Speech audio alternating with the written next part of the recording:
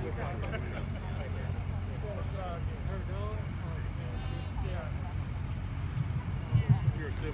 right. I'll watch it saying 5 after, so I think we should get going here. I'd like to thank everybody for coming out tonight. Gorgeous night here in Fayetteville. Appreciate you being here. It's been a while since I've been across Creek Mom. Okay, so this is a public meeting. I want to say up front that what we'll do is there's going to be a couple of presentations. I'm going to give a presentation from the Department of Environmental Quality. I'm Harold Brady. I work with the Department of Environmental Quality, Division of Water Resources. After me will be a presentation from Fuquay-Varina. And then following that, it'll be open for questions, comments. It's a public meeting, so it's a little more open than a typical public hearing where we give the presentations and then folks walk up and give their comments formally. Though we will be taking comments as well as questions and answers. So, with that being said, again, I'm Harold Brady. I work in the Department of Environmental Quality, the Division of Water Resources, Water Supply Planning. I'm going to provide an interbasin transfer, we call it IBT for short, the program overview, a process presentation on the statutes and things such as that, very governmental. And this is the last of the 3 public meetings to be held for this proposed project, this interbasin transfer that Fuquay-Varina has proposed.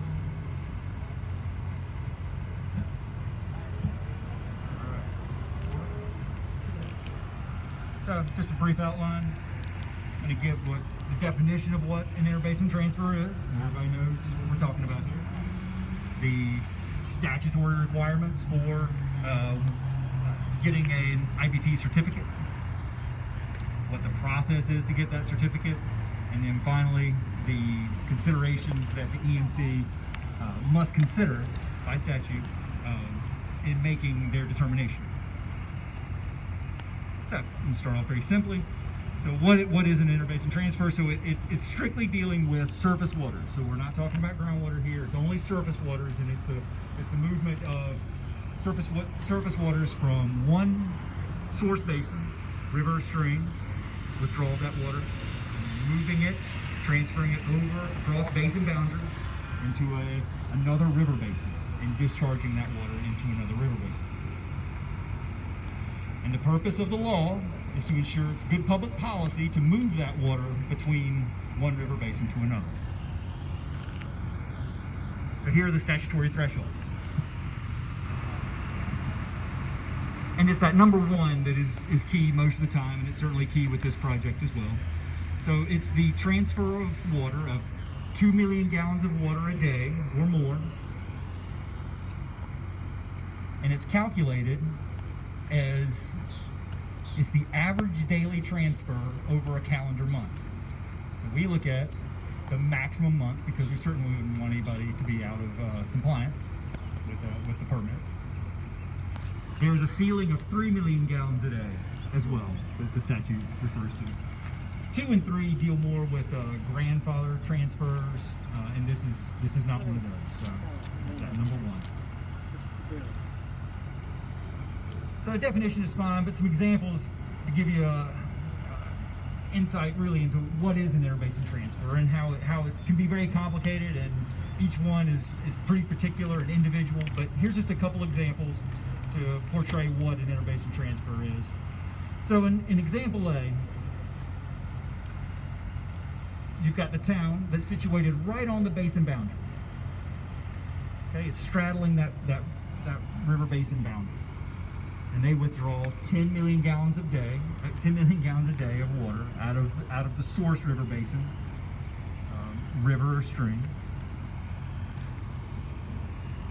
Consumptively, they use 5 million gallons a day within their service area. So that circled area represents their service area.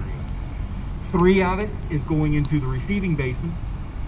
2 is going into the source basin. So when I say consumptively use, I'm referring to water that water that is used to watering lawns, or it goes into a septic system, or it goes somewhere other than a collection system, a wastewater collection system. In this example, 5 MGD, the remainder 5, is going into that larger wastewater collection system, and they're discharging that into the receiving basin waters. So in that example, the interbasin transfer is 8, because you've got the 5 going from the wastewater treatment plant discharge, and then you have the other 3 of folks using it within the receiving basin on watering lawns or going into a septic or something other than putting it into a collection system. The second example, example B, down below, again, the town is withdrawing 10 million gallons of water from the source basin, but this time the town is entirely within the receiving basin. That little oval there, their entire service area is within that receiving basin. They're still using 5 consumptively, but all of that is in the receiving basin side. And the other difference here is they're discharging it back into the source basin. They're discharging the remaining 5 back into the source basin. In this example, the interbasin transfer is 5. So these are just a couple of examples to give you an insight of what we're talking about with interbasin transfers. Like I said, every project is very individual from another. But it's key to understand that it's the withdrawal minus the return. So it's the net transfer and not the gross transfer that's calculated and is what will be in the permit. And the amount of the transfer is determined by the amount of water moved from the source basin to the receiving basin, less the amount of water returned to the source basin and consumptively used in the source basin. Okay, that's good. So let's get into the, okay, so here I talked about basins. Here is the Statutory Basin Map.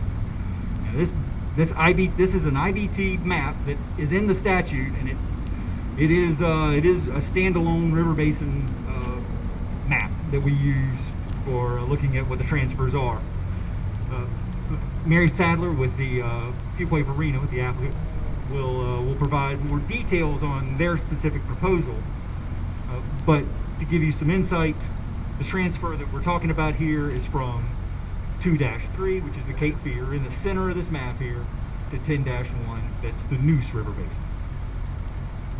Okay, so for context, there's over 130 water systems that transfer some type of water in North Carolina. Now, most of those are very small systems. You can see 80% are less than 1 million gallon a day. And most of those those small systems are built right on the basin boundary, saddled between the 2 river basins, because that's generally been the highest ground where towns are established. Having said that, there have been 9 IBT certificates that have been issued since this statute came into place in the early 90s. And there was an allowance in the statute for grandfathered transfers, and there are a dozen or 2 water systems across the state that have some type of grandfathered allowance for interbasin transfers. And there are a handful of water systems that are very close to that 2 million gallon a day threshold that I mentioned earlier in statute. And the Division of Water Resources tries to keep close track on those water systems through our local water supply planning program. Okay, so I mentioned the 9 systems. Here they are. The first one is the Piedmont Triad Regional Water Authority. That was because of Randleman Reservoir in the central part of the state. In 2002, there was Charlotte. 2007 was Concord Kannapolis. That was a big one. GUC, Greenville Utilities, was in 2010. And I think you'll notice here, over the past 10 years, there have been a lot more of these have been coming in than the previous 20 years. So in 2013, there was Brunswick County. In 2015, there was both Cary as well as Carr Regional. 2017 saw Union County getting an IBT certificate, and the last one, the most recent one, was 2018 with Pender County out near the coast. Okay, so here's the process slide. There's 3 main parts to an applicant receiving a IBT certificate. This is a multi-year process with many public meetings. We've had these 3 this time in this process. This is in the first part, the notice of intent, or you may hear NOI. We love to work in acronyms. And we will be accepting written comments for 30 days following this meeting, as well as the comments this evening. The second part gets into the environmental document phase of it, and there will be a public hearing related to that environmental document that the applicant will be working on during the draft phase of that environmental document, I want to say. And the final phase talks about the petition. So the applicant will petition the EMC for specifically what they're asking for. And that will be a petition document, and there will be multiple public hearings associated with those as well. Associated with that as well. And once they go through all that process, the EMC will issue a final determination with what to do with the proposal. And they can do a lot with that proposal. The statute allows a lot of flexibility for the Environmental Management Commission, that's the EMC. A lot of flexibility on where they can land with how that certificate reads. So they can grant that petition in whole, exactly what the applicant's asking for. They can approve it in part. They can flat out deny it. And they can require additional mitigation measures, conditions, as they see appropriate, as they see fit and appropriate.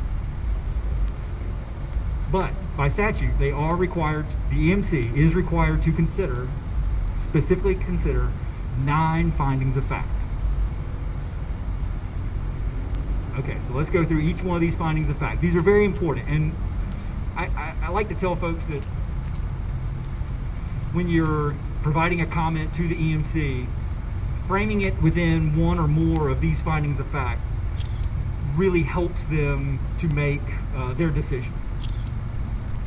So the first one deals with the necessity and reasonableness, what's that word, of the proposed project, and that really gets into the purpose and need of the project.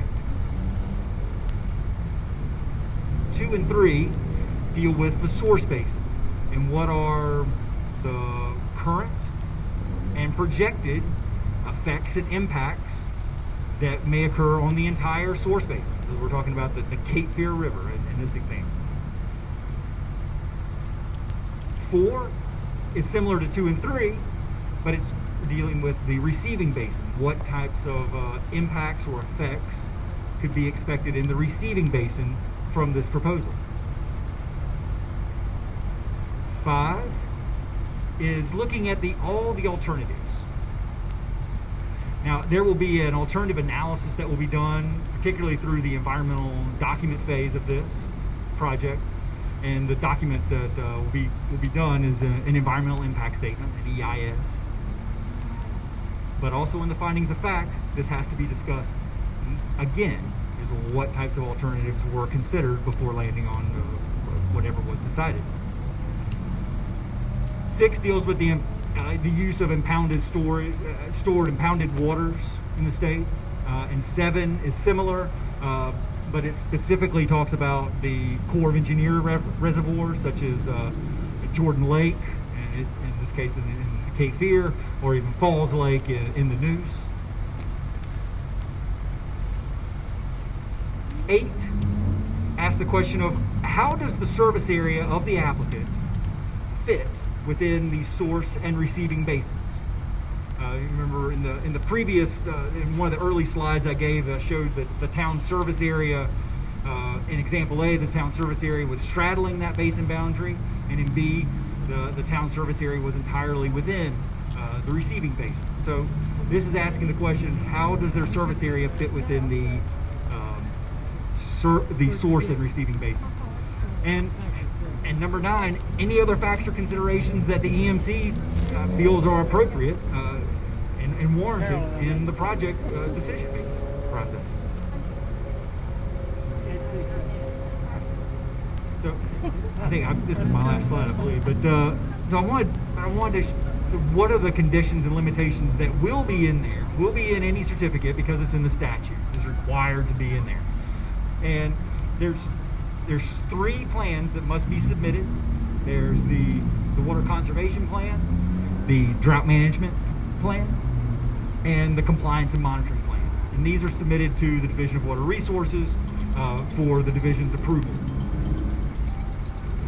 As well, there will be, in perpetuity, quarterly monitoring reports for the information related to the transfer. Another condition that the EMC will have in any of these certificates is the ability to amend, reopen, and modify as necessary, as perhaps new information comes up, as things change. That's in all of the certificates, the recent certificates, I should say. And that there's no selling of the transferred water unless they are listed as a co-applicant on that certificate. So this really drives home how the applicant has to have long-term planning when going into a process and endeavor such as this. And as I had mentioned before, the EMC has the ability to impose additional conditions, restrictions, as they see fit and as necessary per the statute. Once again, I'm Harold Brady. Thank you. Mary Sadler is going to come up and speak next on the project specifics. And then after that, we will be taking questions as well as comments on this process. So thank you guys for coming out tonight.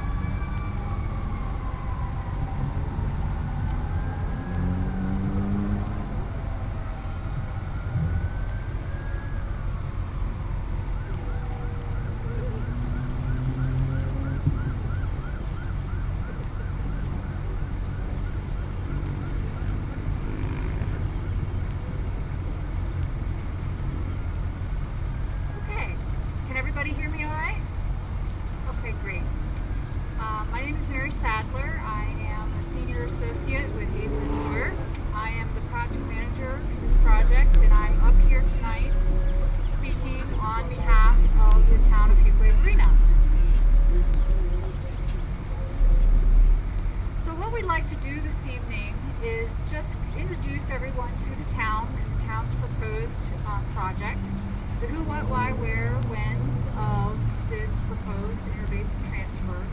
Just give you a flavor of the town of Fuquay-Varina and the type of project we are proposing. So who is the town of Fuquay-Varina? The town is located in southern Wake County. Their neighbors just to the northwest are Holly Springs, followed by Apex and then the town of Cary, and the city of Raleigh to the east and the north. And, you know, Wake County, as everybody knows, is almost smack dab in the middle of the state. The town is growing quite a bit, at a modest rate of about 4% a year since the 2010 time frame. The town's population is currently just over 32,000 people, and it's a great place to work and live and raise a family. The town service area is 90% residential and 10% commercial. The town has quite a few amenities that have made it attractive for young families to move in the area, in addition to the geographic location in southern Wake County. So why does a town need the water? Well, first and foremost, the town of Fuquay-Varina does not actually own water supply. They currently lease water on a wholesale basis from several water purveyors, including the city of Raleigh, Johnston County, as well as Harnett County. And the town has had many conversations with their current water purveyors, these three folks, about securing long-term water supply. And based on these conversations, it is determined that a long-term water supply is not going to be feasible from these flows. So the town went a little bit upstream in Cape Fear and is partnering with the city of Sanford for potential use of their water supply, their raw water intake, as well as purchasing capacity in the city of Sanford's water treatment plant. The city of Sanford is also planning an expansion of their water treatment plant to meet their growth needs independent of Fuquay-Varina. So the timing is good for both communities. So this is a map simply depicting the project area. The purple lines that you see show the regulated interbasin transfer lines. These lines match what Harold showed you in his prior presentation. And you can see the city of Sanford water treatment plant is in Cape Fear River Basin 2-3. And Fuquay-Varina is straddling the Neuse River Basin as well as the Cape Fear River Basin. The town serves customers in both sides of the interbasin transfer line. Approximately 60% of their customers are served in the Neuse and approximately 40% in the Cape Fear. So the transfer of water will be from the Cape Fear River Basin 2-3 to the Neuse River Basin 10-1. So what is the process? So Harold gave a good explanation of this in his presentation. This is a very similar figure. And there's three main phases. We are in the public scoping phase, and the notice of intent, the NOI phase, which means we're gathering information prior to writing any environmental documents or doing any sort of environmental analysis. Okay. The second phase is the really heavy lifting for us. That's when we draft the environmental document, and there's a very long process to go through reviews and agency approvals, etc. And then the final piece of this, the big part 3, is working with the Environmental Management Commission to move the certificate forward to a finding of fact. And we're in phase 1. We're in the preliminary scoping phase.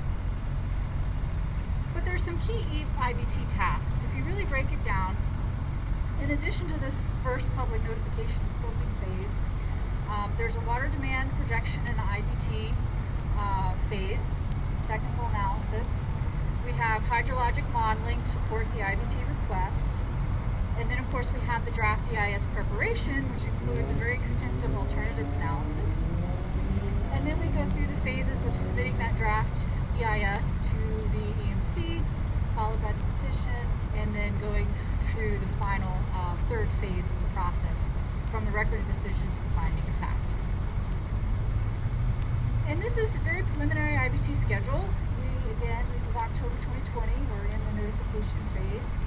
And we're looking at possibly publishing a draft EIS to the EMC sometime next fall, with a final completion, we hope, in summer of 2023.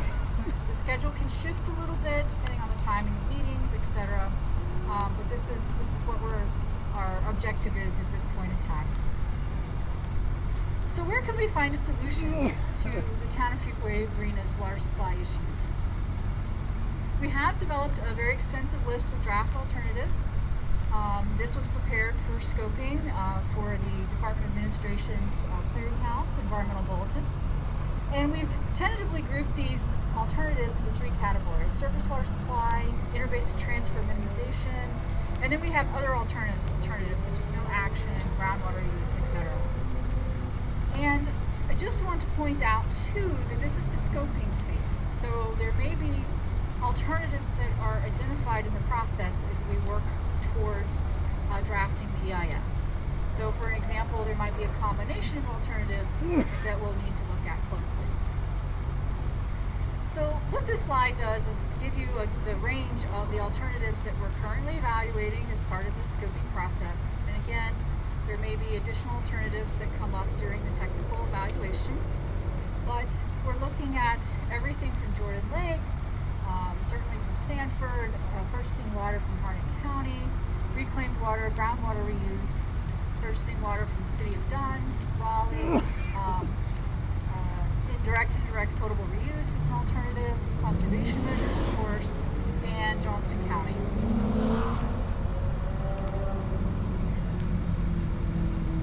So when will the town need the water? So preliminarily, the IBT transfer has been calculated to be approximately 4 million gallons per day, or 4 MGD. This is a very preliminary number, as we're still working through the population and the water demand projections, which will then lead into a more accurate calculation of the exact amount of the interbasin transfer. This interbasin transfer amount is based on the year 2055, which is the 30-year planning window that is typical of the IBT process. And again, just wanted to remind you that the town does serve customers in the Cape Fear as well as the Neuse. And there's something else I was going to say. Oh, I also wanted to add on the alternative slide that half of the alternatives that we're evaluating do require some sort of an interbasin transfer, simply because of the geographic location of the town with respect to their neighboring communities. So how can you participate? Well, first of all, thank you for coming out tonight. We really appreciate it. This is the third public meeting out of 3 that we are hosting for this project. Now, the comment deadline is 30 days per statute, 30 days after this meeting, which puts us at November 20th, 2020. So you can provide written comments to me, either by mail or email. You can submit those electronically. The comments are being recorded tonight, the questions and comments, so we will also track those in our comment database. And let's see. Okay, so again, whether you're here tonight or you send an email or you write a formal letter, all comments are given equal consideration. Okay, just want to point that out. And I also want to point out that there are many other opportunities for public comment during this process. There are several public hearings that are required as part of the IBT process in both the second and third phases of the project. And finally, I'd like to point out that in addition to these public meetings, we have noticed this project in almost 50 newspapers, as shown in the green, all the counties that are in our public notification area. We've also sent out emails and mailings to folks notifying of the project. So that concludes my portion of this presentation this evening. What I'd like to do first is ask if anybody has any questions before we take comments on the project. So does anybody have any specific questions about the technical analysis or the alternatives or et cetera that I could help you with or try to answer at this point?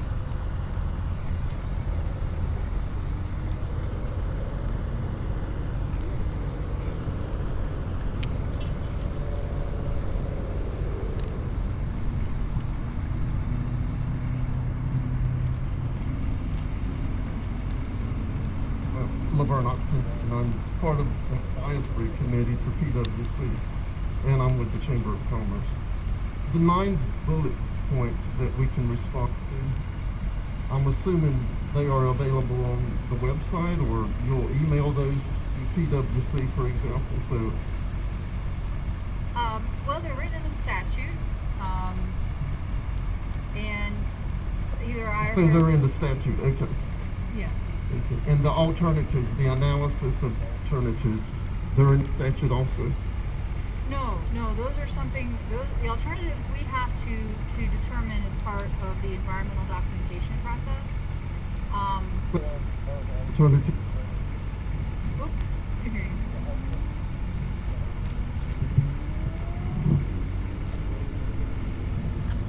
The alternatives, may we have a copy of those also? Yes. Okay, Yes, you may. thank you.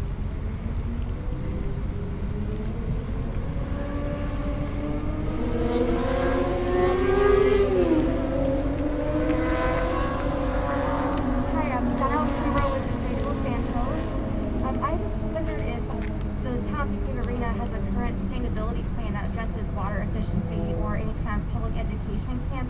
to encourage residents to save water?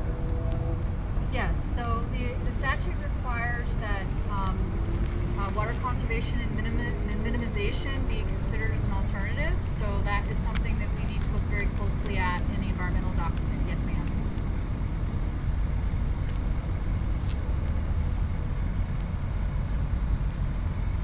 Jay?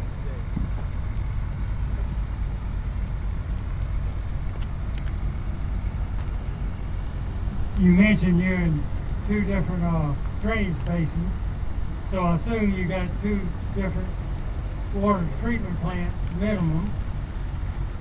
Is one of the alternatives. Repurposing your treated water back around to recycle in lieu of drawing from the Cape Fear. We know that all communities throughout our nation that are growing need more water year after year. I'll be dead when your 2055 comes, but the future, we've got to maintain the water we have. And another question is, since you would be diluting the water available in the Cape Fear River, and since there is a lot of concern for the chemicals that get into our water, one of them being genetics, that makes the concentration of impurities greater with less water in the Cape Fear. So that very much needs to be considered, as well as your reusing your processed water. Okay, thank you.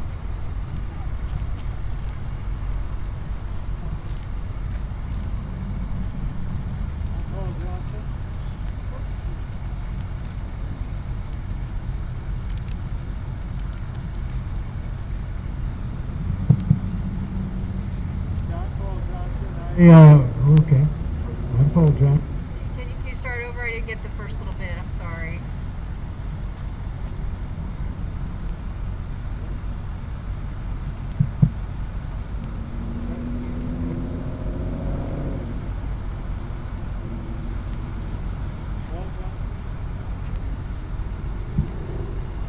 Paul Johnson is my name. I'm with Beasley Media Group here in Fayetteville. In the past, been affiliated with Sustainable Sandhills. I was board chairman for a couple of years during my 6-year term. My question about water treatment in your area, you have one plant right now? Well, yes and no. So currently there's not going to be a new treatment infrastructure constructed. The city of Sanford owns and operates their own water treatment plant, which will be expanded to accommodate growth from Sanford as well as Fuquay-Varina. Fuquay-Varina does not intend on owning or operating a water treatment facility. They own and operate their distribution system. So they are buying finished treated water from the city of Sanford to their customers. It would all be finished water, not raw water that requires treatment. Does that make sense? What I'm curious about is, would it not be a good idea if you're planning on growth for Fuquay-Varina to invest in a water treatment facility for Fuquay-Varina, especially since you have customers in both river basins and you're intent on drawing from the Cape Fear River Basin? Is it out of the question that you would build a water treatment plant to take care of additional water that your growing area would like to have? One of the alternatives is an independent water supply for the town, in which case we would have to consider a water treatment plant. Yes. So it really depends on the alternatives and which ones that we're looking at.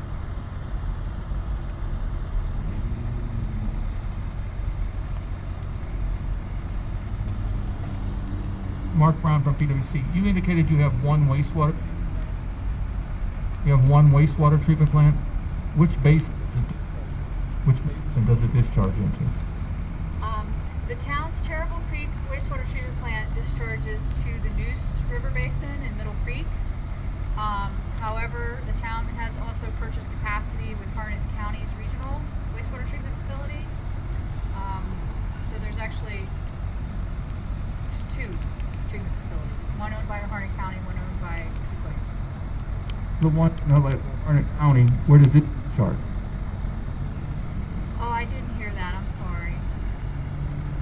That's where the North Harnett Regional Water Treatment Plant, the Harnett County charges get.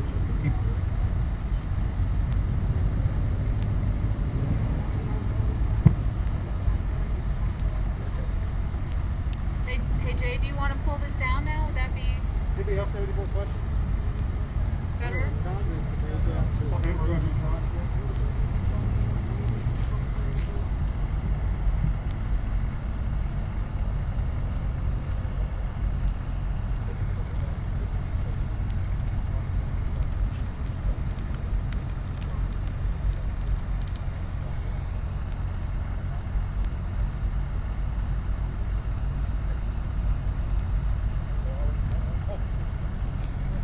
Maybe I have any comments now. Feel free to come up to the mic. You're still free to ask questions, but this might be a little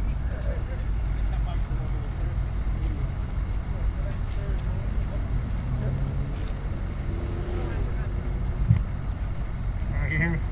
Yeah, my name is Terry Brewington. I'm president of the local 959 out here representing the workers for Goodyear Tire, Kelly Springfield.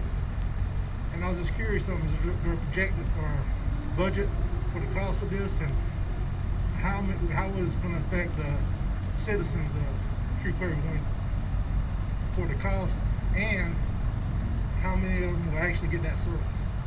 What percentage of the citizens will get that service? That's a great question. Currently, You can't hear. so currently 100% of Fuquay's citizens would have access to that water source every month. To answer your cost question, we don't know yet how much these alternatives are going to cost from a total present worth basis. That's part of what we need to do in the alternatives analysis and development of that technical documentation. So in about a year, we'll have a better idea of that.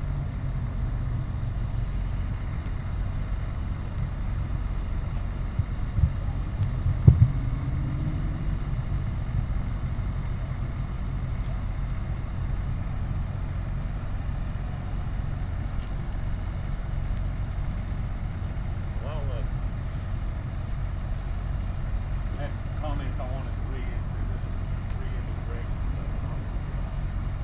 Read through this. And, good evening. My name is Mick Nolan. I'm a professional engineer and the Chief Operations Officer for the Water Resources Division, Fayetteville Public Works Commission. Thank you for the opportunity to provide comments on the proposed Town of Fuquay-Varina Interbasin transfer request. I recognize that this is early on in the process and have been told that there is no information to review at this time. However, I wanted to lay out the substantial evidentiary evidence and burden that is required as part of this process. Fuquay-Varina, the town, is required to prove that there are no reasonable alternatives to the proposed interbasin transfer, and to date, we have seen no analysis or other evidence that the town is unable to get additional water from the Neuse River Basin or any other source. The town is also required to prove that the amount of the transfer does not exceed the amount of the projected shortfall under the applicant's water supply plan, after first taking into account all the other sources of water that are available to the applicant. And today we have seen no analysis or other evidence of that from the town. The town is required to prove that the benefits of the proposed transfer outweigh the detriments of the proposed transfer, and that the detriments have been mitigated, and this is a very important phrase, that they have been mitigated to the maximum degree practicable, maximum. And to date, we have seen no analysis or other evidence of that from the town. In that regard, the town must address and the EMC must consider all of the following. The EMC must consider the necessity and reasonableness of the amount of surface water proposed to be transferred and its proposed uses. The Sanford Water Treatment Plant is quite a distance from Fuquay-Varina. Fuquay-Varina should identify the geographic boundaries within which the water being requested would be used, including whether that area is entirely within the Fuquay-Varina town limits. The EMC must consider present and reasonably foreseeable future detrimental effects on the source river basin, including effects on wastewater assimilation and water quality in the Cape Fear River. In recent years, the Cape Fear River upstream and downstream of Fayetteville has been fraught with numerous water quality issues stemming from industrial dischargers and other sources. During low flow periods, further reduction of stream flow can exacerbate pollutant concentrations. Environmental impact assessment of this proposed IBT must address both water quantity and water quality in the Cape Fear River. The EMC must consider present and reasonably foreseeable future detrimental effects on the source river basin, including effects on fish and wildlife habitat. In-stream flow studies, which address the quantity and quality of wildlife habitat as a function of flow levels, particularly during drought conditions, are the appropriate means to assess this concern. I think one thing I'd like to add at this point is if you go out and you look at the river right now, there's a lot of water out there. But you should see it in 2002 when we had a real bad drought come in. It was, you could walk across it practically. So you have to keep in mind this is during drought conditions, which is not representative of conditions today. Reduction of stream flow may negatively impact fish and wildlife which depend on the Cape Fear River. The EMC must make a specific finding as to measures that are necessary or advisable to mitigate or avoid detrimental impacts on the source river basin. In this regard, Fuquay-Varina should identify how and in what quantities treated wastewater can be returned to the source basin, the Cape Fear River, to reduce the net transfer. Fuquay-Varina has decided to make a major water supply investment in expansion of the Sanford Water Treatment Plant, as well as construction of probably over 20 miles of large diameter water main to get that water from Sanford back to Fuquay-Varina. Consequently, Fayetteville PWC and our customers expect that major investment in wastewater pumping and treatment infrastructure will likewise be considered to return the water to the source basin. The Cary Apex IBT, which just was recently pointed out was processed as an IBT, has established a clear precedent that return of wastewater to the Cape Fear River can serve as mitigation for adverse water quantity and quality effects as a result of the IBT. In summary, unless Fuquay-Varina meets its substantial evidentiary burden, the certificate needs to be denied. If the certificate is granted without sufficient evidence to support it, or without a condition to return sufficient quantities of treated water to the Cape Fear River Basin, Fayetteville PWC will contest it, and it is anticipated that other water systems in the lower Cape Fear region would consider joining us in doing so. Thank you.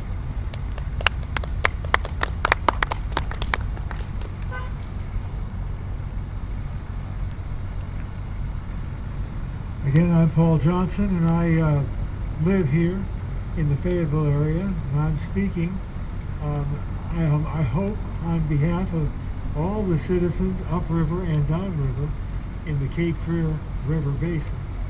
As an area that already serves 24% of the North Carolina population in the 147 municipalities served by the Cape Fear River Basin, in 6 of the 10 fastest growing counties in the state of North Carolina, I would ask that any time, this echoes Mr. Nolan's comments, anytime water is withdrawn from the Cape Fear River Basin, that there be every reasonable effort made to return that water to the Cape Fear River Basin.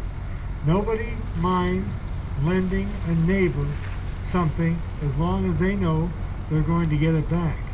As Mr. Nolan pointed out, we have no idea what all the future holds for the Cape Fear River Basin, but we know that from past experience it can be kind of drastic from time to time. However, once one of these certificates is given, it can't be rolled back or necessarily adjusted easily based on current conditions of the future.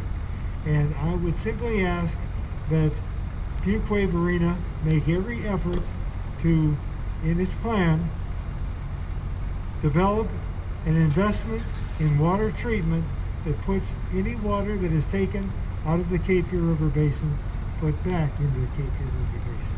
Thank you very much.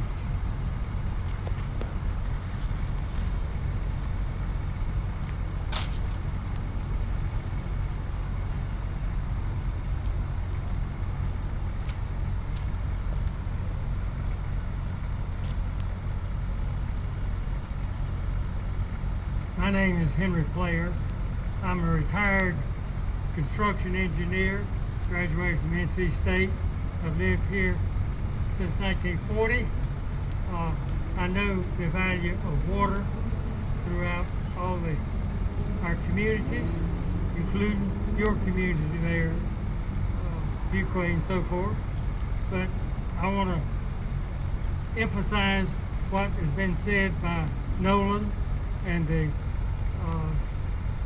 prior gentleman. They need to be echoed and stamped and repeated many times because they are facts and they're true. This water, if you're going to spend money to do long pipelines from Sanford, certainly you can put pipelines to put the water back into Cape Fear River after you used it. I would think you've got waste treatment plants. You mentioned one, but you got 2 different watersheds. Naturally, I've always observed the sewer water goes downstream by the creeks to the wastewater treatment facility, and that's where you need to pump it back to the Cape Fear. Thank you.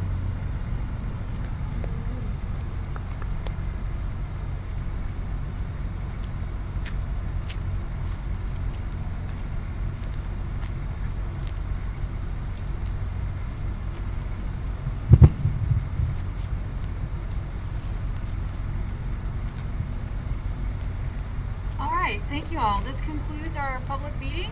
Again, written comments, please adhere to the November 20th, 2020 deadline. And thank you very much for attending and providing comment. We really appreciate it. And have a great evening. Thank you.